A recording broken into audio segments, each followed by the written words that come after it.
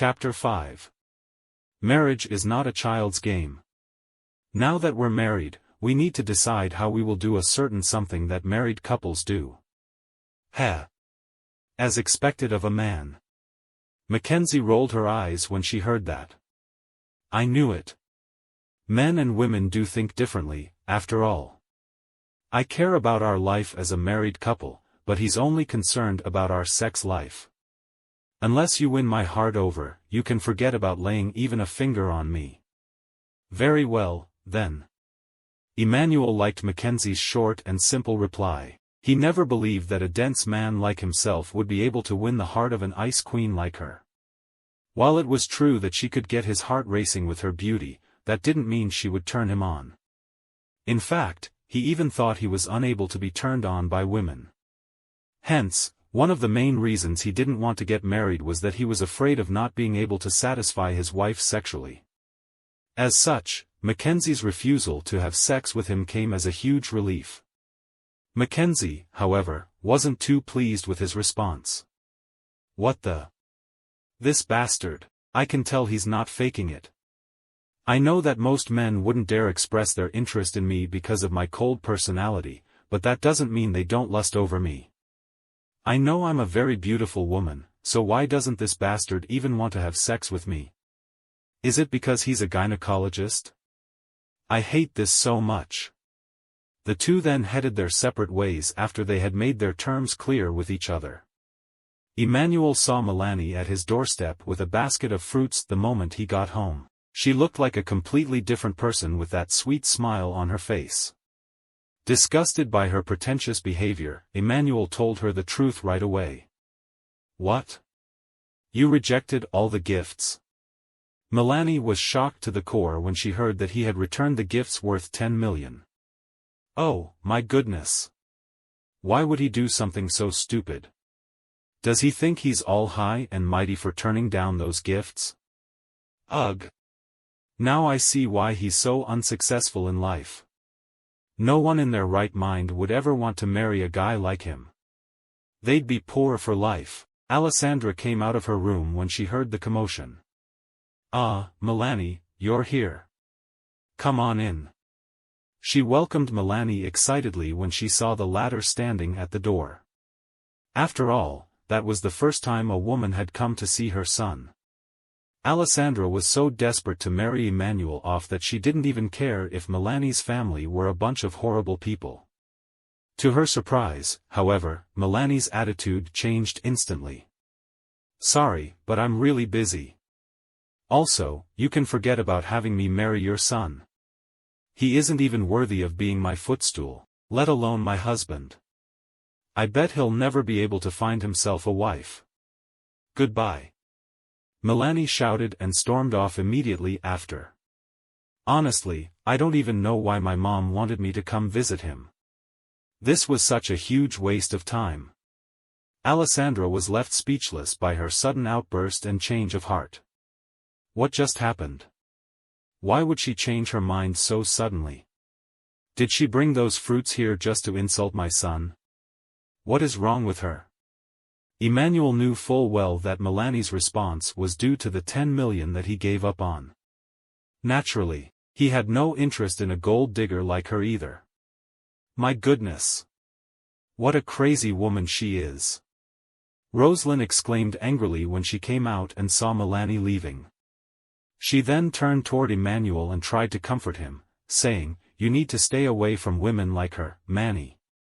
Don't take her words to heart." To her surprise, however, he didn't seem to be bothered in the slightest. "Mom, Rosalind, I'm already married, so you two don't have to worry about me anymore."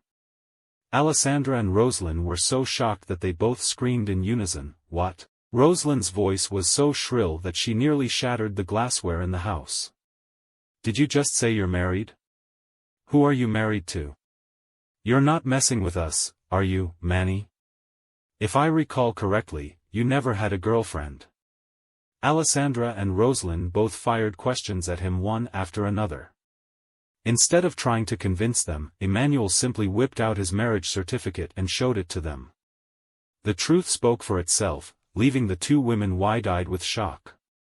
Although the woman on the marriage certificate looked gorgeous, they were still worried about her personality.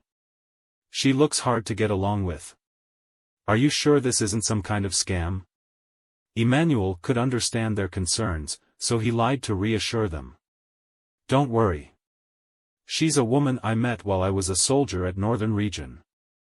She's a strong woman and a perfectionist who cares a lot about her image, so she didn't want people to know about our relationship. That's why we've been keeping it a secret all this while. Ah, so that's what happened. That explains why he refused to get himself a girlfriend all these years. Turns out, he already had one all along. I'm sorry for keeping it a secret from you two for so long. I only did it to protect her career. Anyway, you two no longer have to worry about me getting married. Mackenzie and I will surely live a happy life together, Emmanuel reassured them, but they were still worried. Rosalind was especially suspicious of his explanation. If Manny already had a girlfriend all along, then why did he wait until now to tell us about it? Why did he waste his time attending those 18 matchmaking sessions? Oh, well. He must have his reasons for lying to us, and I don't want to make Mom worried by exposing him. What does she do for a living, Manny? Why didn't she come home with you now that you two are married? Alessandra asked curiously. No mother wouldn't be curious about her daughter-in-law, and Alessandra was no exception. Emmanuel knew she would surely ask about Mackenzie's background, so he had prepared himself to answer her questions. Mackenzie is a high-level executive in a huge company, Mom. That's why she can't come home with me. What? Where will she stay, then? Alessandra pressed. She bought a house of her own, Mom. Now that we're married, I'll be moving in with her soon. Alessandra's eyes teared up all of a sudden. Rosalind didn't want Emmanuel to leave either, but she tried to comfort Alessandra anyway. Manny is a grown adult now, Mom. It was only a matter of time before he moved out. You want to have grandchildren, don't you? It'll be hard for that to happen if he stays with you all the time. Of course, Alessandra understood that very well. After all, no woman would want to live with their in-laws these days. It would be very inconvenient for them to have sex at night, too.